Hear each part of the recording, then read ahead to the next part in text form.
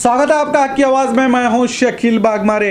क्या हिंदुत्व पर आए बीजेपी के 17 सीट क्या अपने निजी रकम से बसनगौड़ा पाटिल दिलाएंगे गरीबों को घर? जनता को डरने की जरूरत नहीं, बसनगौड़ा पाटिल। अब किस बात का जनता में है डर, ये बसनगौड़ा ही जाने। ऐसे कई सवालों के साथ देखिए मेरे साथ हक की आवाज। सिटी एमएलए बसनगौड़ा पाटिल का चुनावी एजेंडा था हिंदुत्व पर। हर चुनावी प्रचार में कहीं भी वार्ड्स के विकास की बात नहीं की, बल्कि अपनी ही पीठ थपथपाते दिखे और कहा एक भी हिंदू हारना नहीं चाहिए। एक नेता ने ही लोकतंत्र का मजाक बना दिया है। 35 वार्डों में 17 सीटों पर बीजेपी ने जीत हासिल की, मगर इनमें से ऐसे कई उम्मीदवार हैं जो हिंदुत्व आइडियोलॉजी पर नहीं बल्कि सबका साथ लेकर जीत हासिल की है। कई वार्डों में मुसलमानों ने बीजेपी को वोट देकर बीजेपी के उम्मीदवारों को जिताया, जो कहीं जगह देखने को भी मिला। हिंदू मुस्लिम एक साथ जीत का जश्न मनाते दिखे। ये चुनाव जहां अपनों को दूर किया तो कईयों को पास भी लाया और हिंदू मुसलमान एक साथ हाथ मिलाकर एक दूसरे का साथ देते हुए दिखाई दिए और सहारा भी बने। जहां नगर शासक हिंदुत्व पर चुनाव लड़ने चले थे, वहां हिंदू मुसलमानों ने मिलकर हिंदुत्व की सियासत को हरा कर मिलकर इलेक्शन लड़ा, जिससे बीजेपी के सीटों में भी इजाफा हुआ है। मगर इसका मतलब ये नहीं कि ये हिंदुत्व की गंदी सियासत से हुआ है, बल्कि जनता ने अपने नेता खुद चुना है। ना कि पार्टी देखी, ना ही पार्टी के नेताओं के चेहरों को देखा तो बस अपने उम्मीदवार को। मगर इसका मतलब ये नहीं कि हिंदुत्व की गंदी सियासत से हुआ है, बल्कि जनता ने अपना नेता खुद चुना। ना कि पार्टी देखी, ना ही पार्टी के नेताओं के चेहरों को देखा तो बस अपने उम्मीदवार को। ये एक बहुत ही अच्छा मैसेज आज बीजापुर शहर की जनता ने दिया है। हम तो यही कहते हैं, कोई पार्टी आपका विकास नहीं करती, अगर करता है तो आपका चुना हुआ उम्मीदवार, अगर आपने सही उम्मीदवार चुना हो तो, वरना आपका वोट गया पानी में। महानगर पालिका के चुनाव से पता चला कि बीजापुर में कितनी भी धर्म की नाम की सियासी आग लगाई है, मगर यहाँ की सभी धर्म की जनता ने बता दिया कि यहाँ धर्म की आग जितना भी सिलगाएंगे नहीं सिलगेगी। यहाँ धर्म के नाम पर वोटर्स को बांटने की जो सियासत की गई, उसे जनता ने नाकाम किया।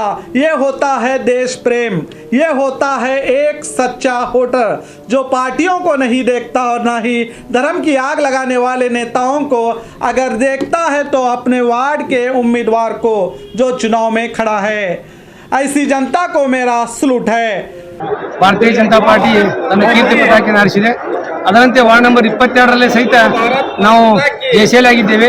ಇದರ ಹಿಂದೆ ವಿಜಯಪುರ ನಗರ ಶಾಸಕರಾದ ಬಸನಗೌಡ ಪಾಟೀಲ್ ಯತ್ನಾಳ್ ಅವರು ಮತ್ತು ಸಮಸ್ತ ಎಲ್ಲ ಸಮುದಾಯ ಜನರು, ಅವರು ಇವರು ಅಂತ ಹೇಳಂಗಿಲ್ಲ, ಪ್ರತಿಯೊಂದು ಸಮುದಾಯ ಜನರು ನಮಗೆ ಹಿಂದೆ ನಿಂತು ಬೆಂಬಲ ಆಶೀರ್ವಾದ ಮಾಡಿದ್ದಾರೆ.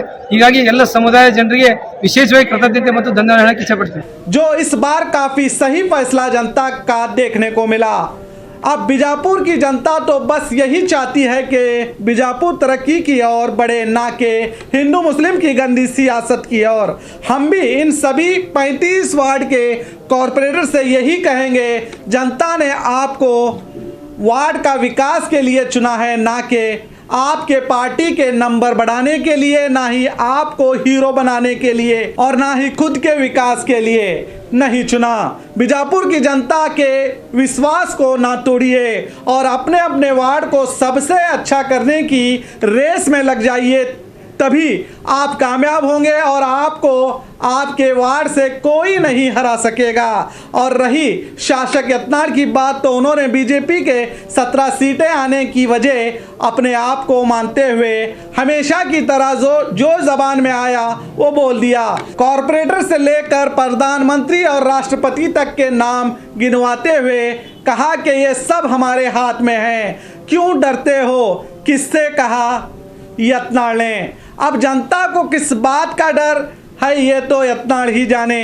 उनके रहते हुए क्यों डर रही है जनता और क्यों जनता के सामने ये सब नाम इन्हें बोलना पड़ा। ಈ ದೇಶದ ರಾಷ್ಟ್ರಪತಿ ಯಾರು? ನಮ್ಮವರು. ಬಿ ಜೆ ಪಿದಿಂದ ಆಗ್ಯಾರಿಲ್ಲ, ಗಿರಿಜನ. ಉಪರಾಷ್ಟ್ರಪತಿ ಯಾರು? ಬಿ ಜೆ ಪಿದಿಂದ.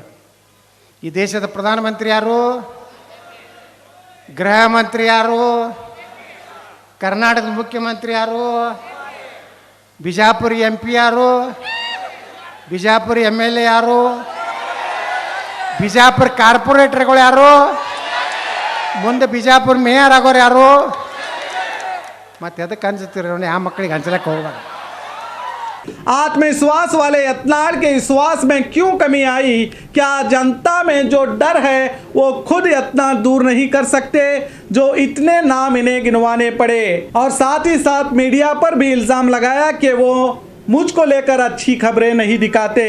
अब यत्नाल जी को खुद सोचना चाहिए, ऐसा क्यों? देखिए, मीडिया का काम होता है जो आप कहते हो वही बताना। जब आपके ज़बान से फूल नहीं कांटे ही निकलेंगे तो वो कांटों को फूल कैसे कह सकते हैं? आप अपने कार्यकर्ताओं को बेवकूफ़ बना सकते हो, मीडिया को नहीं। आप ज़बान की तलवार से समाज को काटते रहोगे तो हम समाज को जोड़ते रहेंगे। यही होता है मीडिया का काम। जो सच होगा वही दिखाया जाएगा। यत्नाड़ के ऐसे ही विवादित बयानों का नतीजा आपने देखा कि कल बनजिया समाज पर टिप्पणी करने से पूरा समाज ही कल सड़कों पर उतर के इनके बेलगाम जबान पर रोक नहीं लगाई तो अंजाम बुरा होगा की चेतावनी दी यत्नाड़ को। क्या एक शासक को ये सब शोभा देता है? एक धर्म के वोट हासिल करने के चलते इस तरह के बयानों से समाज का नुकसान ही होता है, भला नहीं। ये जनता को भी सोचना चाहिए और समझने की ज़रूरत है।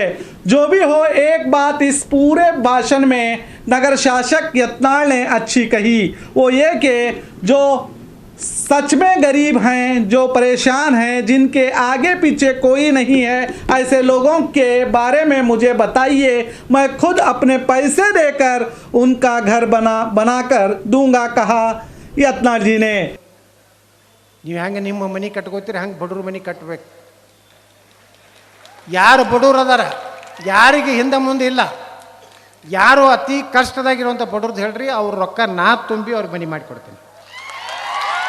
मैं बीजापुर की जनता से कहूँगा कि देखिए, आपके सिटी एमएलए कितने महान हैं, तो देर किस बात की, जाइए इनके दरबार में फरियाद लगाइए और कहिए, महाराजा यत्नाड़ जी, हमारे आगे पीछे कोई नहीं, हम सच में बहुत परेशान हैं, हमें हमारे सर पर छत नहीं है, हमें घर बनाकर दीजिए।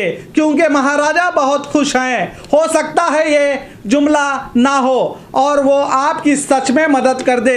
हाँ, मगर ये हो सकता है इन्होंने दाढ़ी और टोपी वालों के लिए बात नहीं कही होगी, क्योंकि दाढ़ी टोपी वाले समाज से इनका प्रेम बहुत अच्छा है, मगर वो सियासी ताल्लुक से इनकी मदद करते हुए दिखना नहीं चाहते। मैं अन्य समाज के लोगों से और हर वार्ड के लीडरों से यही कहूँगा, अपने वार्ड में जो गरीब परिवार परेशान है, जिनके घर नहीं हैं, इनके लिए महाराजा ने आदेश दिया है कि मैं अपने पैसों से, निजी पैसों से इनकी मदद करूंगा, तो कृपया इन लोगों की तो आप मदद कीजिए, आगे आइए और इन लोगों की मदद कीजिए। देखते हैं ये आगे जुमला था या सच। लास्ट में जाते जाते जनता से यही कहूँगा, अब आपका चुना हुआ उम्मीदवार आपके पास है, अब आपका ही काम है कि आप अपने कॉरपोरेटर से अपने वार्ड के विकास के लिए उससे कहते रहें, तभी आपका वार्ड विकास की ओर बढ़ेगा। और याद रखिए, नेताओं के भाषण से सिर्फ तालियां ही मिलेंगी, विकास नहीं। अगर विकास चाहते हैं तो आवाज़ उठाते रहिए, तभी हर वार्ड के लिए अनुदान का बंटवारा सही होगा, तभी बीजापुर शहर का विकास होगा। कांग्रेस, बीजेपी, एमआईएम, जेडीएस के लिए अनुदान नहीं होता, अनुदान तो जनता के विकास के लिए होता है, जिसके वो सच में हकदार हैं, क्योंकि उन्हीं के टैक्स से चलती हैं सरकार और अधिकारी। इनको याद दिलाते रहिए बार बार और देखते रहिए हक की आवाज़।